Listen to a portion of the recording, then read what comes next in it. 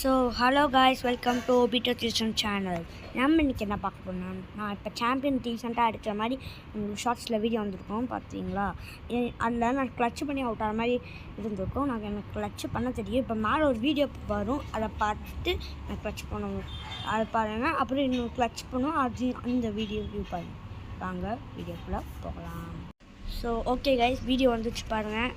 இல்லை நான் இந்த பிளாக்கில் நான் கிளச் பண்ண போகிறேன், ஆனால் அவுட் ஆகிட்டேன். ஓகேவா, இதுதான் இந்த வீடியோ. ஓகே, பார்த்துட்டிங்களா?